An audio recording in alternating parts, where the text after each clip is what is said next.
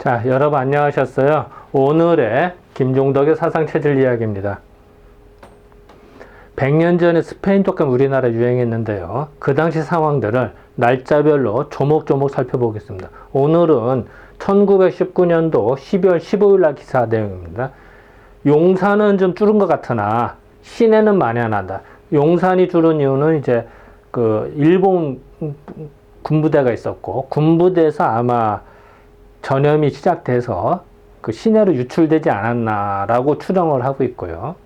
그랬을 때 이 용산 군부대 내에는 철저하게 관리를 합니다. 왜냐하면 군인들은 국가 차원에서 군인들 관리가 더 우선이니까요. 주민은 우리나라 주민은 두 번째고 군인이 우선이니까.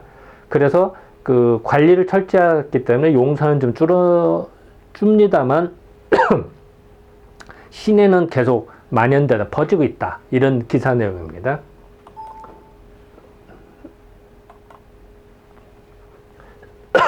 먼저 그 경과를 보겠습니다. 1919년도 들어와서 봄에 잠깐 반짝하다 끝나고 여름에도 잠깐 반짝하다 끝납니다. 그랬다가 10월, 11월 들어와서 중국과 일본에서 유행을 하고요. 그것이 이제 우리나라에 나오는 기록이 11월 20일 날 개성에서 나타납니다. 그러다가 이제 서울에서 나타나고요. 그래서 이제 그 용산이 이렇게 퍼지는 것을 알 수가 있습니다. 그래서 이제 지난 시간에 이제 군산까지 퍼진 거를 강의를 했고요. 오늘은 용산에 이제 퍼졌다가 조금 주는 것 같다.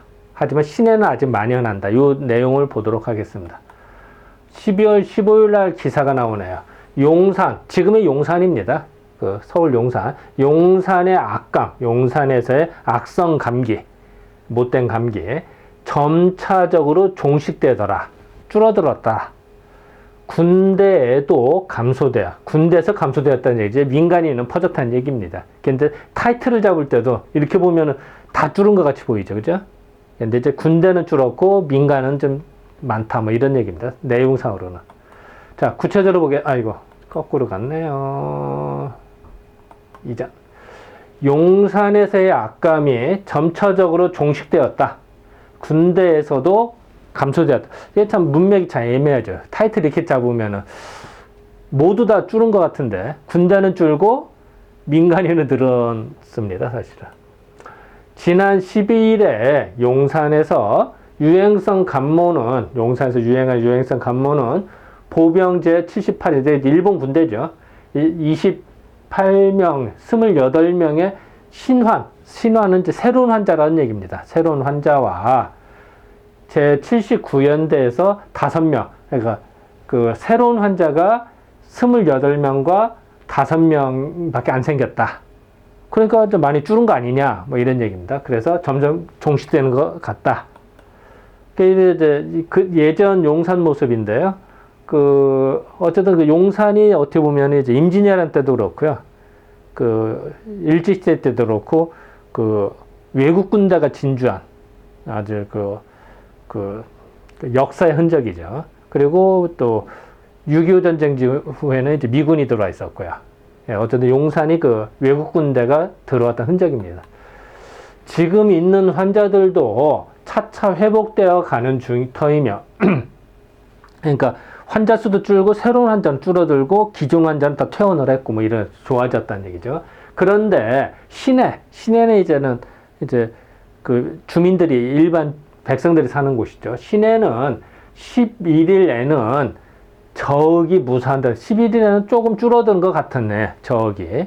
근데 12일에도 다시 환자가 많이 발생돼서 철도병원과 같은 곳은 전후 10,000원이 되었더라. 그러니까 이제 대부분이 이게 그 웨이브라고 하는데요. 한번 이렇게 좀 했다가 좀 주는 것 같다가 또 생각하고 이게 마치 그 산불이 나는 거랑 같아요. 산불이 여기는 꺼지는데 저도 또 불나고 이런 식으로.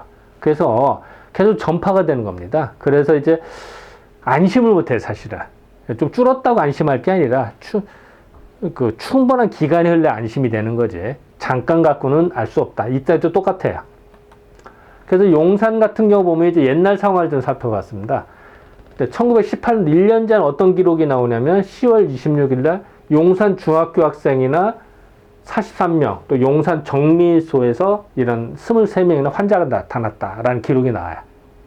그리고 용산 중학교가 드디어 휴업을 합니다. 이 며칠 사이에 환자가 확 많아져 가지고서. 그러니까 급속도로 퍼진 걸 알 수가 있죠. 휴업을 한 것은. 그랬다가 이제 1919년도 와서는, 이제 이건 이제 1년 전 상황이 좀 아까는, 19년도 와서는 군대에서 먼저 발생이 됩니다. 그러니까 이걸 봐도 예전에 보다 이렇게 1919년에는 일본 군대에서 시작됐구나라는 걸 짐작할 수가 있습니다. 발생이 됐고 철도병원에 5, 60명씩 환자가 생겼다. 그리고 젊은 사람들이 사망자 다수인 이유는 그 활동을 많이 해서 가만히 있질 못하거든요.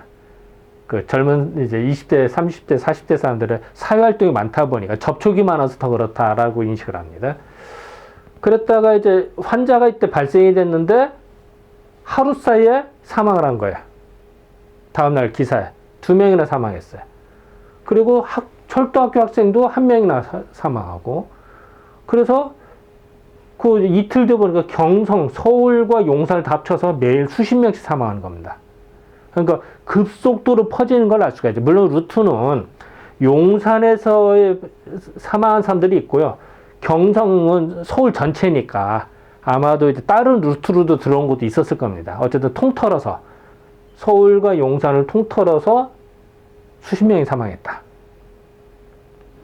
그리고 이제 그 다음날 이렇게 보니까 군대에서는 집중적으로 며칠 뒤에 해서 좀 환자가 좀 줄었던 걸로 생각해요. 근데 시내는 만연하더라. 오늘 기사는 이 내용이죠. 그러니까 이걸로 봐서는 군대에서 시작돼서 시내로 좀 퍼졌고, 시내는 계속 더 퍼지는데 군대는 좀 줄어들었다, 이런 걸 알 수가 있죠. 흐름상으로 그런 걸 짐작이 가능합니다.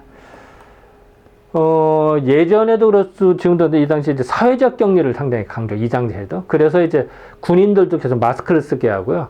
그 접촉을 다 끊습니다. 격리를 시키고. 그래서 통제가 더 잘 됐기 때문에 아마 더 빨리 잡아지지 않았나 라고 생각이 듭니다. 이 당시도 했던 방법은 지금과 비슷합니다. 자, 고차를 보도록 하겠습니다. 12월 15일 날, 일본 군대 얘기지만, 환자 수가 줄었다.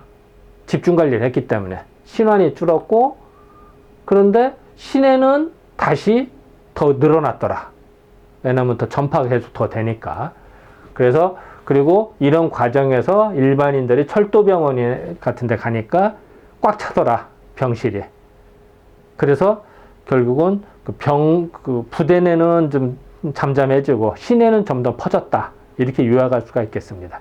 네, 지금까지 12월 15일에 대한 기사를 살펴보았습니다. 네, 감사합니다.